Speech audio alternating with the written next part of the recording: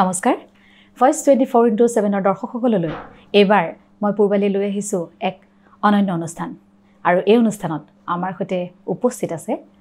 ঔপন্যাসিকা বৰ্ণালী পাঠক নমস্কাৰ আপোনাক voice 24x7 লৈ স্বাগতম জনাইছো ধন্যবাদ হয় আৰু আপোনাৰ সদ্য প্ৰকাশিত এখন উপন্যাস বৈ যায় কলম সেই উপন্যাসখনৰ বাবে আপোনাক অভিনন্দন জ্ঞাপন কৰিছো আৰু প্ৰথমতে আমি উপন্যাসখনৰ বিষয়ে অকনমান আপোনাৰ সৈতে কথা পাতিম আৰু দৰ্শকক জনাবলৈ বিচাৰিম যে আপুনি যিখন উপন্যাস প্ৰকাশ কৰিছে তাৰ যেটো আমাৰ পটভূমি উপন্যাসখনৰ পটভূমি কি নমস্কাৰ পুনৰ নমস্কাৰ দিছো সকলোৰে এখন মোৰ কিতাপখন বৈ যায় কলম এখন আসলতে হয়তো সকলোৰ কাৰণে কিতাপ হ'ব পাৰে মোৰ কাৰণে এখন আবেগ কাৰণ কলমৰীৰ কাষতে মোৰ দেউতাৰ ঘৰ দেউতাৰ জন্ম গাঁও যিখন সেই গাঁওতে তাৰ মানে সৰুৰ পৰা এই গুৱাহাটীৰ মানে কি চহৰৰ যান্ত্ৰিক যান্ত্ৰিকতাৰ পৰা আঁতৰি সৰুতে বন্ধত আমি তাতেই যাওঁ আৰু তাতে গ'লে নদীখনৰ কাষতে বেছি মই বহি থকা হয় কিন্তু তেতিয়া ভবা নাছিলোঁ লাহে লাহে নদীখনৰ বিষয়ে বহুত কথা গম পালোঁ যে নদীখনে বহুত কিংবদন্তি বুৰঞ্জী বহুতো সুখ দুখৰ ঘটনা কঢ়িয়াই নিছে তাৰপিছত সেইকাৰণে যোৱা বছৰ হঠাতে মোৰ মনলৈ কিবা এটা ভাৱ আহিলে আৰু লিখি পেলাই দেখিলোঁ যে এইখন এখন উপন্যাস হ'ব পাৰে এনেকেই কলম গৈ উপন্যাসৰ ৰূপ ল'লেগৈ হয় আচলতে নদী আৰু নাৰী দুইটা এটা আনটোৰ পৰিপূৰক যিদৰে এগৰাকী নাৰীৰ জীৱনটোত বিভিন্ন ধৰণৰ কাহিনী থাকে এখন উপন্যাস হ'ব পাৰে এগৰাকী নাৰীৰ জীৱন কাহিনী ঠিক সেইদৰে এখন নদী উপন্যাসৰ এক পটভূমি হ'ব পাৰে আৰু আপুনি খুব সুন্দৰ এটা বিষয় বাছি লৈছে কলমপৰীয়া বুলি ক'লে আচলতে কলমপৰীয়া মানুহবিলাকে খুব গৰ্ব অনুভৱ কৰে কলমপাৰত বহুতো কাহিনী আছে বহুত কথা আছে কাৰণ কলম আৰু মোৰটো কলম লৈ ঈৰ্ষা হয় আচলতে সঁচা কথা ক'বলৈ গ'লে কাৰণ কলমে ইমান বস্তু দেখিছে যিবোৰ আমি হয়তো কেতিয়াও পঢ়িও শেষ কৰিব নোৱাৰিম জানিব কেতিয়াও নোৱাৰিম মই বুঢ়া হৈ মই আনকি বহুত বুঢ়া হোৱালৈকে যেতিয়া মই বহুত কিতাপো পঢ়োঁ মই সিমানখিনি জানিব নোৱাৰিম যিমান কলম নদীয়ে দেখিছে হয় সেইকাৰণে নদীখনলৈ অলপ ঈৰ্ষা হয় মাজে মাজে হয় বহুতো সময়ৰ সাক্ষী কলম বহুত ভাল সময় দেখিছে বহুত বেয়া সময়ো দেখিছে কলম হয় হয় সেইকাৰণে সেইবোৰ বস্তুকে দৰ্শাই পেলাই সঁচা পটভূমিত কিন্তু এটা কাল্পনিক কাহিনী আৰু এক প্ৰেম কাহিনী কাল্পনিক প্ৰেম কাহিনী কিন্তু পটভূমিবোৰ সঁচা আৰু কিছুমান হয়তো বুৰঞ্জীমূলক কথা আছে যিবোৰ সঁচা কিছুমান কিংবদন্তিৰ কথা আছে যিবোৰ সঁচা মিছা বিচাৰ আমাৰ হাতত নাই আমি মুখে মুখে বাগৰি অহা এইবোৰ লোক কথা বুলি ক'ব পাৰোঁ মই মোৰ দেউতাৰ পৰা শুনিছোঁ দেউতাই দেউতাৰ ককাহঁতৰ পৰা শুনিছিলে গতিকে সেইবোৰ কাহিনী সঁচা নে মিছা ক'ব নোৱাৰিম কিন্তু আমি সেই আখ্যান হিচাপে কিছুমান ইয়াতে দাঙি ধৰা হৈছে আৰু সাধু হিচাপে সাধু বুলি মানি ল'ব পাৰোঁ কিংবদন্তি বুলি মানি ল'ব পাৰোঁ আচলতে সেইটোৱে কিংবদন্তি বা যিবিলাক আমি সাধু কথা শুনি আহিছোঁ সেইবিলাক আচলতে আমি সঁচা মিছা বিচাৰ কৰিবলৈ যোৱাটো মই যুক্তিসংগত নহয় বুলি ভাবোঁ সেই ৰসখিনিয়ে তাৰ কাৰণে আমাৰ কাৰণে যথেষ্ট তাৰ পৰা আমি যিখিনি পাইছোঁ বা কিছুমান নৈতিক জ্ঞানো পাইছোঁ তাৰ পৰা গতিকে সেইখিনিয়ে যথেষ্ট বুলি ভাবোঁ আৰু মই ভাবোঁ আপোনাৰ এই যিখন উপন্যাস এখনে এক অনন্য মাত্ৰা লাভ কৰক পাঠকে খুব সুন্দৰকৈ আঁকোৱালি লওক আশাটো সেয়াই কৰিছোঁ হয় মই যিমান পাৰোঁ চেষ্টা কৰিছোঁ এতিয়া পঢ়ুৱৈৰ ওপৰত বিচাৰটো এৰি দিছোঁ তেওঁলোকে মই চবকে অনুৰোধ কৰিছোঁ এইখন পঢ়ি উঠি মোক যাতে জনায় যে বেয়া পালেও জনায় যাতে তেতিয়া মই শিকিব পাৰিম ভাল পালে জনালে মোৰ ভাল লাগিব বেয়া পালে জনালে মই এটলিষ্ট শিকিব পাৰিম হয় হয় আপোনাৰ এই সৰলতাখিনি আচলতে খুব ভাল লাগিছে যিহেতু আপুনি এখন উপন্যাস নিজে লিখি উলিয়াইছে যেতিয়া এগৰাকী ব্যক্তিয়ে কিবা এটা বস্তু নতুন বস্তুৰ সৃষ্টি কৰে সেয়া তেওঁৰ সন্তানতকৈ কোনো গুণে কম নহয় গতিকে আপুনি প্ৰথমতেই ক'লে যে এয়া মোৰ আবেগ মানে আচলতে সঁচাকৈ আপুনি আপোনাৰ কোলাত যেন আপোনাৰ নিজৰ সন্তানটোক লৈ আছে কিতাপখন ওলাইছে তেনেকুৱাই অনুভৱ কৰি আছোঁ হয় গতিকে সেইটো বিচাৰিম যে বৈ যায় কলম আৰু আগবাঢ়ি যাওক ডাঙৰ হৈ আহক আৰু ভৱিষ্যতেও আপুনি এইখনৰ যোগেদিয়ে আপুনি আৰু নতুন নতুন সৃষ্টি কৰিবলৈ যাতে আপুনি অনুপ্ৰাণিত হয় আৰু পাঠকৰ সহযোগিতা আৰু অনুপ্ৰেৰণা আশীৰ্বাদ ময়ো মোৰ ফালৰ পৰা আমাৰ ফালৰ পৰা কামনা কৰিছোঁ এতিয়া এইখিনিতে আচলতে আপুনি যিহেতু উপন্যাসখনৰ পটভূমিৰ কথা ক'লে আপোনাৰ ঘৰৰ কথা ক'লে চহৰৰ ঘৰখন বা মহানগৰৰ ঘৰখনৰ কথা মই নকওঁ আপোনাৰ য'ত শিপা আপোনাৰ দেউতাৰ ঘৰখনৰ য'ত আপোনালোকৰ শিপা আচলতে সেই ঘৰৰ পৰিৱেশ বা আপুনি এইখিনি লিখিবলৈ কেনেদৰে অনুপ্ৰাণিত হ'ল বা কেনেদৰে আপোনাৰ মনটোৱে আপোনাক ক'লে যে এইখিনি কথা আপুনি মানে লিখক বা আপুনি পাঠকক আগুৱাই দিয়ক, পাঠকলৈ আগুৱাই দিয়ক, সেই কথাখিনি যদি অকণমান আপুনি জনায়।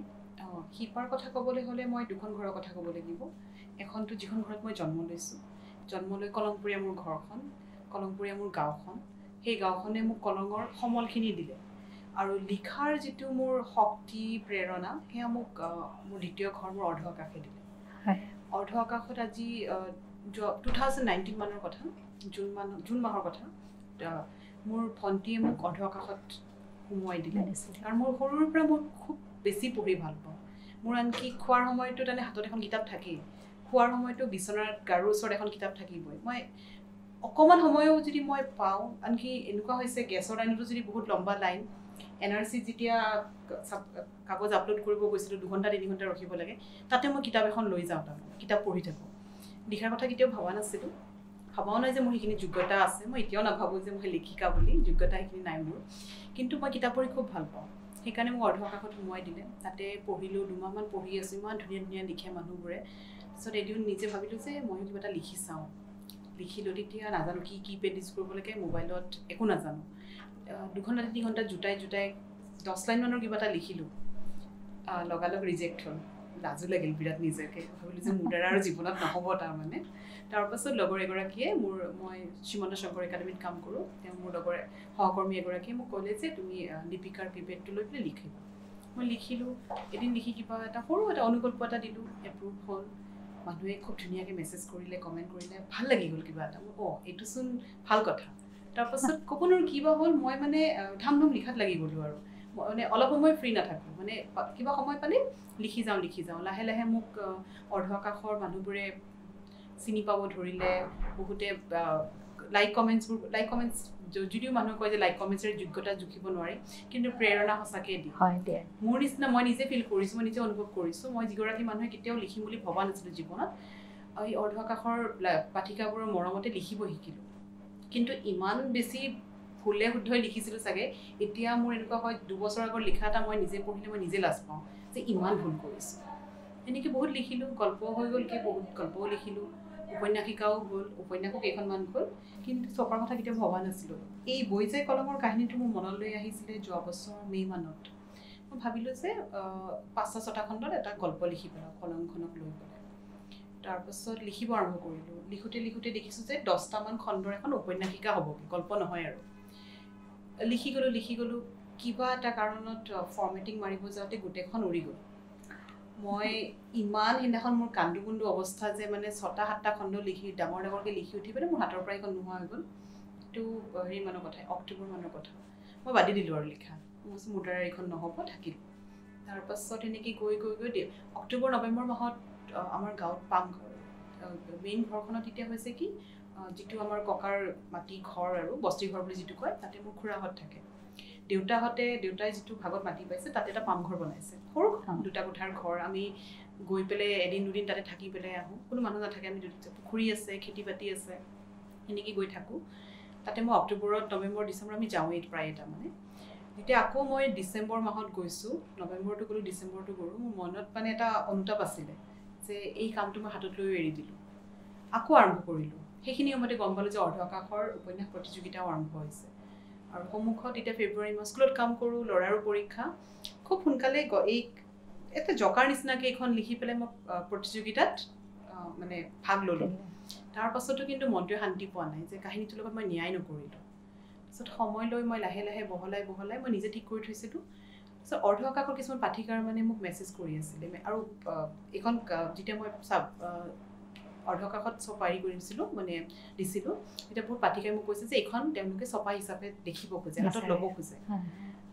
সাহস কৰা নাছিলোঁ, কিন্তু কাৰণ মই কেতিয়াও ভবা নাছিলোঁ যে মোৰ এখন কিতাপ হ'ব, মোৰ সেইখিনি যোগ্যতা আছে। কিন্তু লাহে লাহে এবাৰ ভাবিলোঁ যে যিহেতু এইখন মোৰ কাৰণে কিতাপ নহয়, মোৰ কাৰণে আৱেগ, সেই আৱেগটো আৰু এইখন কিতাপত পঢ়িলে আপুনি গম পাব, কাহিনীটো কাল্পনিক কিন্তু পটভূমি সঁচা। সেই গাঁওখন, যিখন গাঁৱত মোৰ দেউতা ডাঙৰ হৈছে, যিখন গাঁৱত মোৰ ককাই কাম কৰি কটাইছে, সেই গাঁওখন কেনেকৈ স্থাপন হ'ল, মোৰ নিজৰ শিপাটো কি, মই এইখন লিখিব যাওঁতে গম পালোঁ মোৰ পৰিয়ালৰ কাহিনীটো কি, মোৰ পৰিয়ালটো ক'ৰ পৰা আহি কেনেকৈ কলম পাৰত থিতাপি ল'লেহি। আৰু কলমৰ কিছুমান কাহিনী যেনে নীলিৰ হত্যাকাণ্ডৰ কথাটো জানেই চাগে নীলিৰ হত্যাকাণ্ডৰ সময়ত নীলিৰ যিবোৰ দুৰ্ভগীয়া মানুহবোৰ যিবোৰে প্ৰাণ হেৰুৱাব লগা হৈছিলে বহুতৰে শবোৰ কলমেৰে বৈ আহিছিলে মোৰ দেউতাহঁতে নিজে দেখিছিলে কেনেকৈ মানে হাত এবাৰতো কুকুৰ এটাই মানুহৰ গল এটা আনি পেলাই গাঁৱৰ যিখিনি ঠাইত মানুহ লগৰি কথা পাতি থাকে তাতে আনি চেলেকি আছিলে সেইবোৰ মানে ভাবিলেও মোৰ এতিয়া মোৰ কলমখন দেখিলে মনত পৰে আৰু তাৰোপৰি সকলোতকৈ ডাঙৰ কথাটো হ'ল দেউতাই এটা পামঘৰ বনোৱা বুলি ক'লো যে পামঘৰটোৰ সন্মুখতে এটা ডাঙৰ শিল আছে নদীৰ মাজত কিংবদন্তি মতে জোঙাল বলহু গৈ গৈ তাতেই শত্ৰুৰ হাতত পতিত হৈছিলে গতিকে মোৰ কাহিনীটিত আপোনালোকে জোঙাল বলহুৰ কিংবদন্তি গাঁওখনৰ বুৰঞ্জী নীলিৰ এইবোৰ সেই ভয়ানক কাণ্ড সেইবোৰ কথাও মেনশ্যন কৰা আছে সেইবোৰ উল্লেখ কৰিছোঁ কিন্তু কাহিনীটো কাল্পনিক ঠাইবোৰ সঁচা সঁচা সেইকাৰণে এই কিতাপখন মোৰ কাৰণে আবেগ কাৰণ এইখন লিখিব যাওঁতে মই সঁচাকৈ ক'ব গ'লে মই নিজৰ শিপাটো চিনিলোঁ ইমান দিনে মই কিছুমান কথা মই গম পোৱা নাছিলোঁ এই কিতাপখনৰ জৰিয়তে মই নিজেই গম পালোঁ হয় আচলতে খুব ভাল লগা কথা আৰু আপুনি যিখিনি কথা ক'লে সেইখিনি কথা কোৱাৰ লগে লগে মই ভাবোঁ দৰ্শকেও গম পাব যে আচলতে এই যি কিতাপখনৰ আকৰ্ষণ কিতাপখনৰ নামটোৱে এগৰাকী কলংপৰীয়া জীয়াৰী আৰু তেওঁ লিখা এক কলংপৰীয়া কাহিনী কলং বুলি ক'লেই যিটো অসমত এটা বিশেষ বেলেগ ধৰণৰ কলং বুলি ক'লে সকলোৱে চিনি পায় আৰু সেই কলংপৰীয়া যি আৱেগ সেই আৱেগ আপুনি সম্পূৰ্ণ কিতাপখনত ঢালি দিছে আৰু সেই আৱেগেৰে মই ভাবিছোঁ পাঠকে ইতিমধ্যে অৰ্ধ আকাশত আপুনি যথেষ্ট সমাদৰ লাভ কৰিছে আৰু এতিয়া সদ্য প্ৰকাশিত এইখন কিতাপ পাঠ কৰাৰ পাছত উপন্যাসখন পঢ়াৰ পাছতো নিশ্চয় বাকী সকলো খুব ভাল পাব আৰু এই যে হয় পুনৰবাৰ মই কৈছোঁ যে সকলোৱে যাতে কিতাপখন উপন্যাসখন অধ্যয়ন কৰে পঢ়ে আৰু খুব ধুনীয়া এক কাহিনী পটভূমি গতিকে নিশ্চয় সমাদৰ লাভ কৰিব এতিয়া আপোনাৰ পৰা জানিবলৈ বিচাৰিম যে যিহেতু আপুনি উপন্যাস এখন আপুনি লিখিবলৈ আপুনি আগবাঢ়িলে বা উপন্যাস এখন আপুনি নিজৰ এখন উপন্যাস নিজে লিখা এখন উপন্যাস আপুনি ইতিমধ্যে প্ৰকাশ কৰিছে কিন্তু প্ৰতিগৰাকী ঔপন্যাসিক সাহিত্যিকেই হওক কবিয়েই হওক প্ৰত্যেকে যেতিয়া হাতত কলমটো তুলি লয় তেওঁৰ কাৰণে সেই সময়খিনি স্মৰণীয় হৈ থাকে যি সময়ত তেওঁ প্ৰথমবাৰৰ কাৰণে কলমটো হাতত তুলি লৈছিল বা কিবা এটা লিখিছিল গতিকে আপুনিও নিশ্চয় আপোনাৰ একেবাৰে শৈশৱকালৰ পৰাই বা পঢ়ি থকা অৱস্থাৰ পৰাই আপুনি কিবা কিবি লিখিবলৈ আৰম্ভ কৰিছিল কাৰণ নহ'লে এই যি লিখাৰ তাৰণা সেইটো হয়তো নাহিলহেঁতেন গতিকে সেইটো আপোনাৰ পৰা জানিবলৈ বিচাৰিম যে আপুনি কেতিয়া কেনেকৈ আৰম্ভ কৰিছিলে হাতত কলম তুলি লৈছিলে বা আপোনাৰ মনৰ অনুভৱখিনি আপুনি লিখিবলৈ আৰম্ভ কৰিছিলে সঁচা কথা ক'ব গ'লে মই কৈছিলোঁ আগতেও কৈছোঁ মই খুব পঢ়ি ভাল পাওঁ বহুত মোৰ ঘৰত বহুত মোৰ প্ৰিয় লেখকবোৰৰ মই বেলেগ বেলেগকৈ কালেকশ্যন সজাই ৰাখিছোঁ লিখাৰ খুব এটা মই এনেকৈ ভাবা নাছিলোঁ সৰুতে লিখিছোঁ মানে কি এই যে স্কুল কলেজত মেগাজিন থাকে আমি এনেকৈ লিখোঁ আৰু আগতে আছাম ট্ৰিবিউনৰ ষ্টুডেণ্টছৰে কিছুমান বস্তু পঠিয়াব পাৰে সেইবোৰ লিখিছিলোঁ আৰু আজি 2-3 বছৰ আগলৈকে মই আছাম ট্ৰিবিউনত যিটো আছাম ট্ৰিবিউনৰ ছানডে এডিশ্যন নাইবা ছেটাৰডে এডিশ্যন হৰাইজন নাইবা ছানডে টাইমছ থাকে তাতে মই এটা দুটা আৰ্টিকেল লিখিছোঁ 4-5টামান এনেকৈ আৰ্টিকেল গৈছে কিন্তু এনেকৈ সঁচা অৰ্থত ক'ব গ'লে গল্প উপন্যাস ভবা নাছিলোঁ লিখিম বুলি কিন্তু যেতিয়া এই মই ক'লোঁ যে অৰ্ধ আকাশেই হওক আৰু এতিয়া যেতিয়াৰ পৰা শিকিলোঁ যে মোবাইলতো আমি অসমীয়া লিখিব পাৰোঁ আগতে মানে মোবাইলত অসমীয়া লিখি পোৱা নাছিলোঁ যেতিয়া মোবাইলত অসমীয়া লিখিব পাৰিলোঁ ভাষাটোৰ প্ৰতি যে আৰু এটা প্ৰেম বাঢ়ি উঠিলে এতিয়াতো এনেকুৱা হৈছে সাধাৰণ মানে কোনোবা এজন মানুহৰ ফটো এখনতো যদি কিবা লিখিব যাওঁ অসমীয়া শব্দকেইটাহে হাতত আহে তাৰমানে অসমীয়া আখৰকেইটাহে ভাল লাগে সেনেকৈ লিখোঁতে আৰু হয়তো সৰুৰে পৰা মনত বহুত বেছি কল্পনা প্ৰৱণ বুলি কয় যে হয়তো বহুতো কাহিনী মনত সোমোৱাই ৰাখিছিলোঁ যে মানে মন গ'ল যে কাহিনীবোৰকে কিছুমান ভাৱ দিওঁ তাতে মই বিজ্ঞানৰ ছাত্ৰী মই ছায়েন্স ফিকশ্যন লিখিও ভাল পাওঁ ছায়েন্স ফিকশ্যনতো আৰু সৰু সৰু কিছুমান গল্প মানে বিজ্ঞানক সাহিত্যৰ লগত জড়িত কৰিব লাগে আৰু বিজ্ঞানক সাহিত্যৰ জৰিয়তে জনপ্ৰিয় কৰিবৰ কাৰণে মোৰ এটা প্ৰয়াস এটা মনত আছে সেনেকৈও আগবাঢ়িলোঁ আৰু এইখনতো মই ক'লোঁ এইখন মোৰ কাৰণে আৱেগ এইখন মোৰ পৰিয়ালৰ কাহিনী বুলি ক'ব পাৰোঁ যদিও মানে কাল্পনিক যিহেতু মোৰ পৰিয়ালৰ শিপা জড়িত আছে আৰু তাৰোপৰি এনেকৈ লিখি গ'লোঁ এবাৰ লিখিব কৈছিলোঁ পাঠিকাবোৰে দিয়া মৰম আৰু প্ৰেৰণাই ইমান মোক সাহস দিলে মই ভাবিলোঁ যে নাই তেওঁলোকক নিৰাশ কৰিব নোৱাৰে এতিয়া এনেকুৱা হৈছে দুদিনমান যদি কিবা এটা গল্প নিলিখোঁ মেছেজ আহি যায় আপুনি বহুত দিন একো লিখা নাই কিবা এটা দিয়ক এখন উপন্যাস দিয়ক সেই কথাষাৰে যে কেনেকুৱা সাহস দিয়ে যাব নোৱাৰোঁ সেনেকৈয়ে আৰম্ভ হ'ল মোৰ যাত্ৰা বহুত দেৰিকৈ আৰম্ভ কৰিলোঁ অৱশ্যে এই লিখা মেলা মই নকওঁ এতিয়া মোৰ 40 বছৰ পাৰ হৈ গ'ল 38 বছৰমান বয়সৰ পৰাহে হাতত লৈছোঁ নেকি মই সঁচাকৈ মই লেখিকা নহয় এতিয়া মানুহে ফেচবুকে সাহিত্যিক বুলিও ক'ব পাৰে কিন্তু ক'লেও কওক বাৰু কিন্তু মোৰ এতিয়া এনেকুৱা হৈছে মই লিখি ভাল পাওঁ দিনটোত মানে খুব ভাগৰত থাকিলেও যদি মই 2টা লাইন লিখোঁ সেই সময়খিনি মই খুব প্ৰশান্তি অনুভৱ কৰোঁ মনটো ভাল লাগি থাকে যে কিবা এটা সৃষ্টি কৰি আছোঁ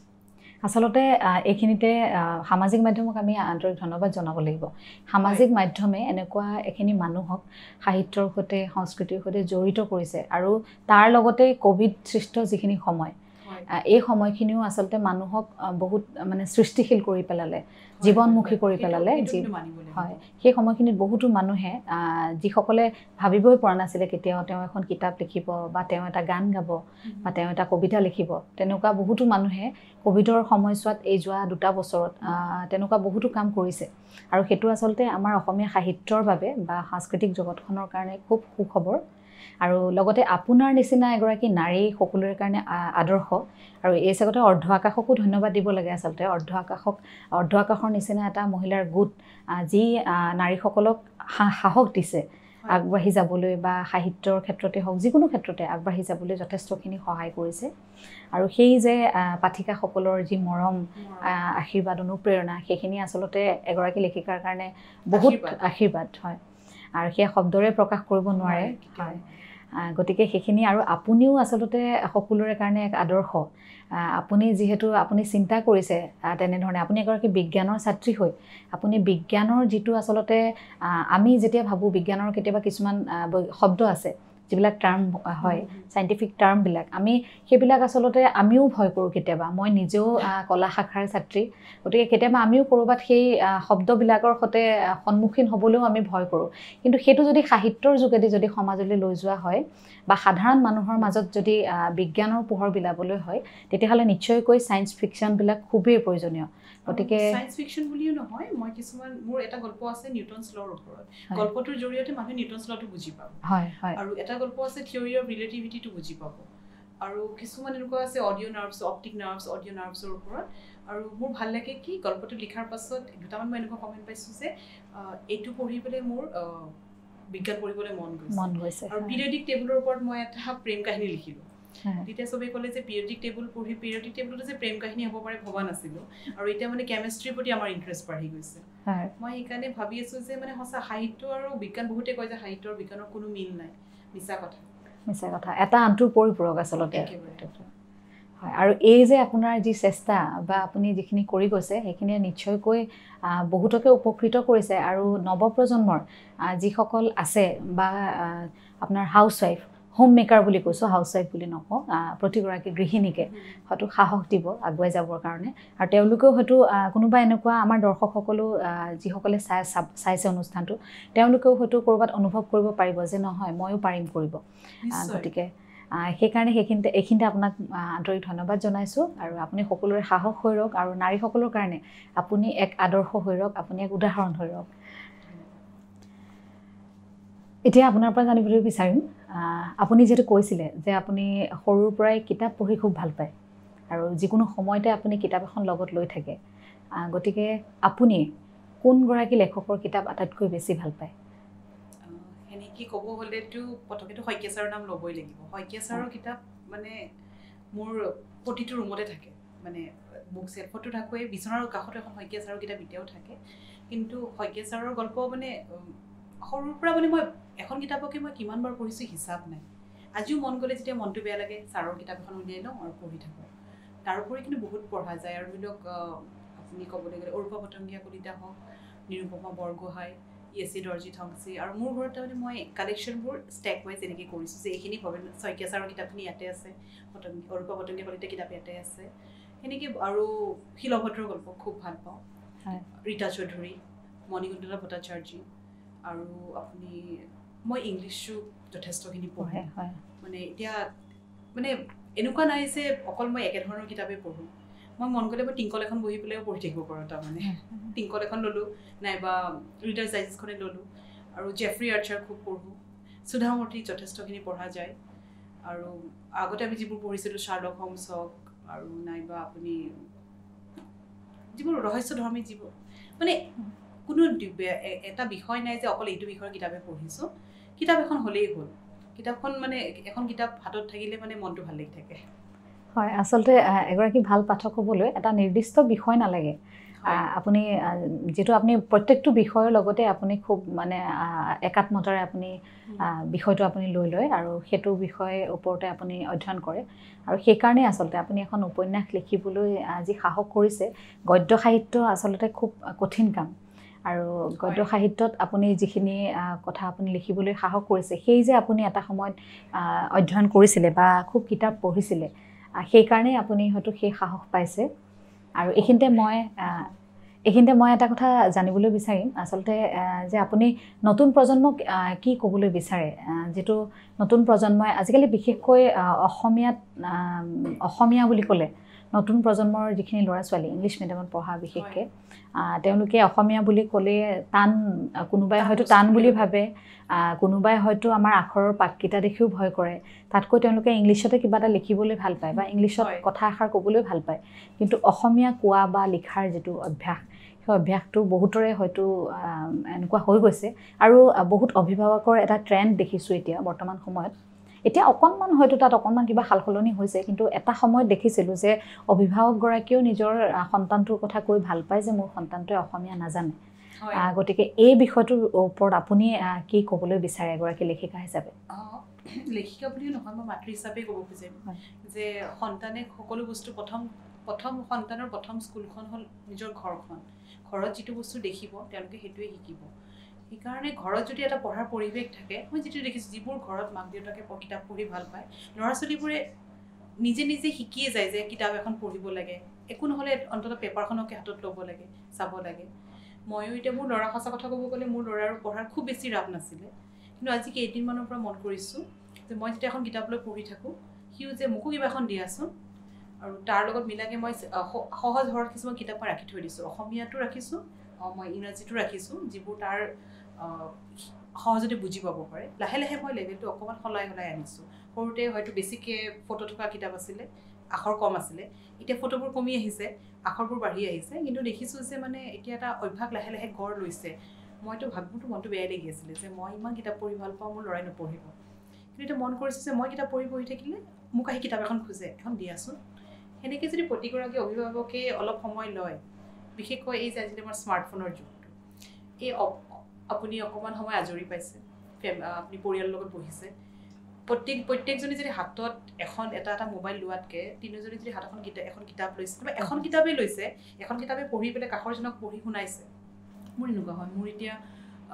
মোৰ হাজবেণ্ডে এতিয়া তেওঁ হেৰিত কাম কৰে যিটো প্ৰাইভেট কোম্পানীত কাম কৰে পঢ়িবলৈ সময় নাপায় কিন্তু কিছুমান কিতাপ পঢ়ি এনেকুৱা লাগে ন যে এই কাহিনীটো মই কাৰোবাক কম মই শুনাই দিওঁ শুনাচোন এইখন কিতাপৰ একচুৱেলি কাহিনীটো তুমি পঢ়িব নালাগে মই তোমাক কাহিনীটো কৈ দিলোঁ সেনেকৈ মই ল'ৰাকো কওঁ যে এইটো কাহিনী ন বৰ ইণ্টাৰেষ্টিং এই কিতাপখন নহয় এনেকৈ লিখা আছে আনকি এইখন কিতাপৰ কথা মই এতিয়াতো ক'ত পঢ়িব উপন্যাস কিন্তু জোঙাল বলুৰ কথা মই কওঁ যে জোঙাল বলু জানা ভাত খাই পেলাই শক্তি পাইছিলে এটা ইণ্টাৰেষ্ট আহি গ'ল যে অকণমান জোঙাল বলুকে জানিব বিচাৰিব এতিয়া সৰু সুৰা দুখনমান কিতাপ দি দিলোঁ সাধুৰ কিতাপ দি দিলোঁ কিবা দি দিলোঁ নাইবা পুৰণা কিতাপ দিলোঁ লাহেকৈ হয়তো মই এইখন কিতাপো পঢ়াম কেতিয়াবা এতিয়া হয়তো তাৰ বুজাৰ বয়স হোৱা নাই কিন্তু সেনেকৈ মই ভাবোঁ যে প্ৰতিটো পৰিয়ালটো যদি এটা পঢ়াৰ পৰিৱেশ গঢ়ি উঠে নিজে নিজে আকৰ্ষণটো আহি যাবগৈ কিছুমান নিজৰ অন্তৰৰ পৰাও আহে বহুতে অন্তৰৰ পৰা আহে কিন্তু মই পৰিৱেশে আমাক বহুত প্ৰভাৱিত কৰে হয় নিশ্চয়কৈ পৰিৱেশ খুবেই প্ৰয়োজনীয় আৰু লগতে আটাইতকৈ ডাঙৰ কথা এগৰাকী অভিভাৱক হিচাপে বা এগৰাকী মাতৃ হিচাপে সন্তানক আপুনি কেনেকুৱা পথ দেখুৱাব আৰু সেই যিটো এটা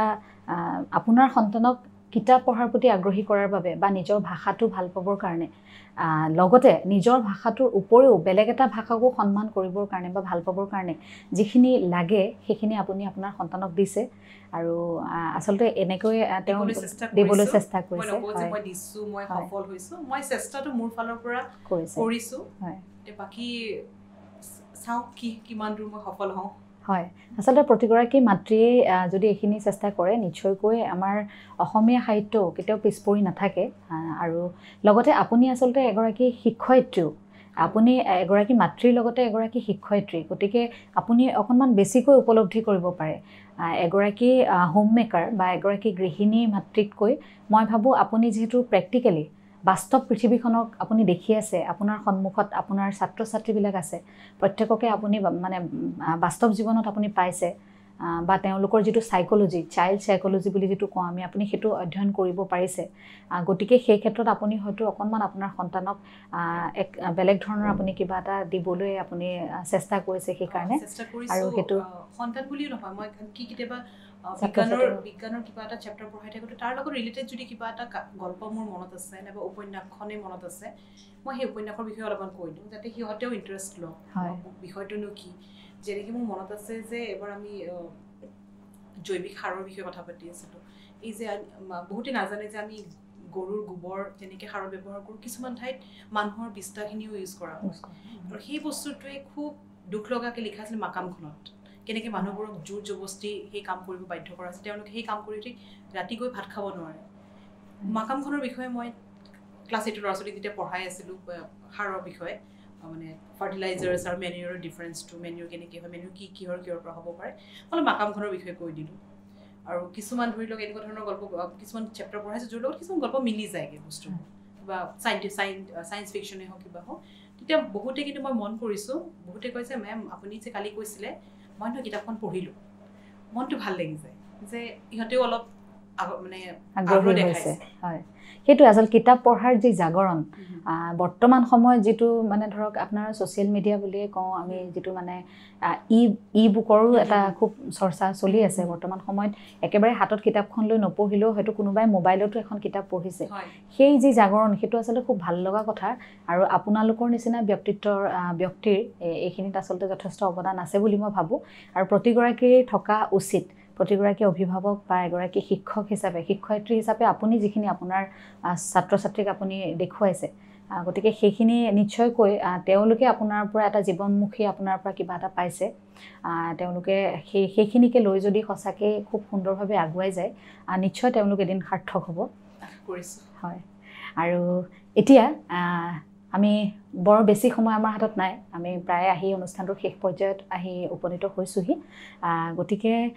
এতিয়া আপোনাৰ পৰা জানিবলৈ বিচাৰিম যিহেতু আপুনি আপোনাৰ গোটেই যি আপোনাৰ সাহিত্যৰ যাত্ৰা আপুনি বিভিন্ন ধৰণৰ লেখা মানে গদ্য লিখে তাৰ ভিতৰত আপুনি এই উপন্যাস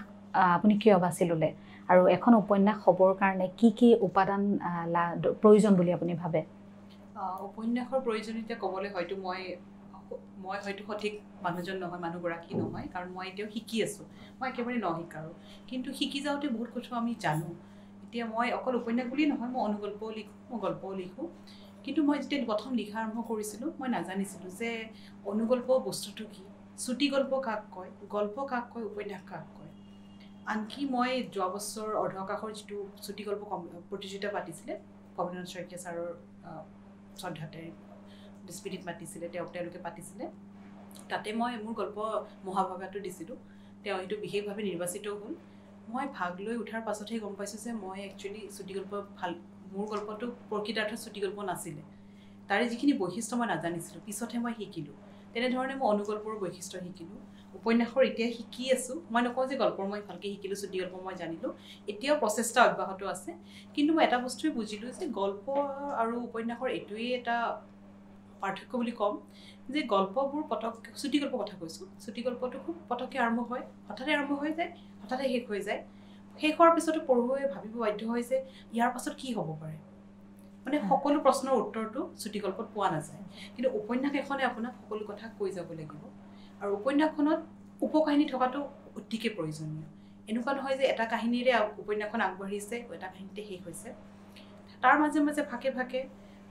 বহুত কথা আহি যায় আমাক শিকাইছিলে অৰ্ধকাশৰ গল্প কম্পিটিশ্যনৰ পিছত এটা গল্প কথা বুলি এটা আলোচনা হৈছিলে গল্প আলোচনা হৈছিলে তাতে শিকাইছিলে যে চুটি গল্প হ'ল চমুকে ঘৰলৈ যোৱা বাট আৰু উপন্যাস মানে হ'ল আপুনি গাঁও ফুৰিবলৈ ওলাইছে এঘৰত চাহ খালে সেই ঘৰত জলপান খালে প্ৰতি ঘৰৰ মানুহৰ লগত কথা পাতি আপুনি বহুত সময় কটাই নিজৰ ঘৰ গৈ পালেগৈ সেই বস্তুটো মনত থাকিলে চেষ্টা কৰিছোঁ মই বৈজাই কলমতো উপকাহিনী আনিব চেষ্টা কৰিছোঁ বেলেগ বেলেগ চৰিত্ৰৰ দিশেৰে এইটো কলমখনৰ কথা দেখাব চেষ্টা কৰিছোঁ নাজানো কিমান দূৰ সফল হৈছোঁ কিন্তু মই এতিয়াও শিকি আছোঁ নতুন কোনোবাই যোনে লিখা মেলা কৰিছে তেওঁলোককো সেইটো কওঁ যে মানে শিকি লিখি গ'লে হয়তো সময় লাগিব কিন্তু বস্তুটো আমি সফল হ'মগৈ এদিন হয় আচলতে চুটি গল্প বুলি আপুনি যিটো কথা ক'লে চুটি গল্পৰ যিটো ক'লে যে এটা চমুবাদ সৰুতে ক'ৰবাত পঢ়িছিলোঁ চুটি গল্প আচলতে হঠাৎ আৰম্ভ হয় হঠাৎ শেষ হয় যেনেকৈ আমাৰ কিবা এটা খোৱাৰ পাছত কেতিয়াবা আৰু খাওঁ লাগি থাকে যে পাঠকজনৰ সেই ভাৱটো জাগি থাকিব লাগিব যে আকৌ অকণমান যে কিবা এটা থাকি গ'ল আকৌ পঢ়ো নেকি সেইটোৱে চুটি গল্প আৰু বৰ্তমান সময়ত উপন্যাস যিহেতু এক বেলেগ ধাৰা উপন্যাসৰ সেই উপাদানখিনি নহ'লে এখন উপন্যাস কেতিয়াও নহয় আৰু আপুনি খুব সুন্দৰকৈ সেইখিনি কথা দৰ্শকক কৈছে আৰু তাৰ লগতে যিটো বৰ্তমান সময়ত অনুগল্প আৰু অনুকবিতা আচলতে মানে খুব তোলপাৰ লগাই আছে সামাজিক মাধ্যমত বিশেষকৈ মই আচলতে প্ৰথমতে অনু বুলি কোৱাৰ লগে লগে অনুবাদ সাহিত্যৰ কথা কোৱা বুলিয়ে ভাবিছিলোঁ মই নিজে আচলতে ভ্ৰমত আছিলোঁ এটা পিছতহে গম পাইছোঁ যে অনুকবিতা বা অনুগল্প আচলতে সেই বস্তুটো সেই বিষয়টোৰ বিষয়ে আপুনি অকণমান ক'ব নেকি দৰ্শক অনুগল্প মানে হ'ল কি এইটো সাধাৰণ দুটামান শব্দতে এটা ডাঙৰ কথা কৈ দিয়া যায় বস্তু বহুত কিছুমান কথা সামৰি দুটা তিনিটা বাক্যৰ বেছি কোনো চুটিতকৈও চুটি চুটিতকৈ চুটি কিন্তু বাক্যৰ কোনো এনেকুৱা নিৰ্দিষ্ট লেখ নাই যে ইয়াতে শব্দ কম হ'ব লাগিব শব্দ অলপ বেছিও থাকিব পাৰে কেতিয়াবা কমো থাকিব পাৰে কিন্তু বহুতখিনি বস্তু সামৰি সাধাৰণতে কিছুমানেতো এটা বাক্যতে লিখি দিয়ে মই নিজে নাজানিছিলোঁ মই নিজে শিকিলোঁ লাহে লাহে শিকি পেলাই লিখি আছোঁ তাৰ মাজতে এদিন আলোচনা এটা হোৱাত মোৰ এনেই আৰু আমি এটা কেজুৱেল এটা ডিছকাশ্যন চলি আছিলে তাতে এই লাইনটো কোনোবাই লিখিছিলে পৃথিৱীৰ হয়তো সকলোতকৈ প্ৰথম নে জনপ্ৰিয় এটা অনুগল্প ফৰ চেল বেবী শ্বুজ নেভাৰ ৱৰ্ন 6টা শব্দ মানে বিক্ৰীৰ বাবে বাচ্চাৰ জোতা পিন্ধা নাই 6টা শব্দত মোক কওঁতে মোৰ গাটো বেয়া লাগি যায় মানে এই বস্তুটো আমি কি মিনিং বুলাম যে হয়তো মাক দেউতাকে খুব আগ্ৰহেৰে কিনিছিলে জোতা এযোৰ বাচ্চাটো হয়তো জন্ম নহ'ল নাইবা বাচ্চাটো জন্মতে কিবা জন্ম হৈয়ে ঢুকালে নাইবা এনেকুৱা ভাবৰ বাচ্চাটোৰ ভৰিখনেই নাই মানে বহুত আমি বিভিন্ন ধৰণৰ তাৰ পৰা এটা কথা কৈ দিয়ে কিন্তু অনুগল্প লিখা বৰ কঠিন হয় উপন্যাস এখন লিখা মই হয়তো কমছে উপন্যাস মই নিজৰ ফালৰ পৰা কৈছোঁ উপন্যাস হয়তো সহজ হ'ব মোৰ কাৰণে তাতকৈ কঠিন হ'ব চুটি গল্প লিখা তাতকৈ কঠিন হ'ব মোৰ কাৰণে অনুগল্প লিখা হয় আচলতে সেই যে এটা বাক্যতে আপোনাৰ প্ৰত্যেক পাঠকৰ কাৰণে হয় নিজৰ কল্পনাৰে নিজে এটা বেলেগ বেলেগ কাহিনীৰ হৈ যাব পাৰে সেই বাক্যটো এতিয়া মই নিজেও অধ্যয়ন কৰি আছোঁ নিজেও পঢ়িছোঁ এটা বাক্যতে এনেকুৱা কিছুমান কথা কৈ দিয়ে মই আপুনি ভাবিবলৈ বাধ্য হৈ যায় যে মানে এইটো কি হৈ গ'ল আৰু বহুত ধৰণে আমি ভাবিব পাৰোঁ কিন্তু আমাক মানে চুই যায় কোনোবা এটা ঠাইত আজি আপোনাক লগ পাই সঁচাকৈ ধন্য হ'লোঁ আৰু ইমানখিনি সময় ইমান মূল্যৱান সময় আপুনি আজি আমাক দিলে ভইচ 24x7 দৰ্শকসকল নিশ্চয় উপকৃত হৈছে আৰু ভাল পাইছে আজিৰ অনুষ্ঠান আপোনাক পুনৰবাৰ আন্তৰিক ধন্যবাদ জনাইছোঁ আৰু বৈ যায় কলঙৰ বাবে পুনৰবাৰ আপোনাক অভিনন্দন আৰু অযুত শুভকামনা আজি নবীন উপন্যাসিকা বৰ্ণালী পাঠক আমাৰ মাজত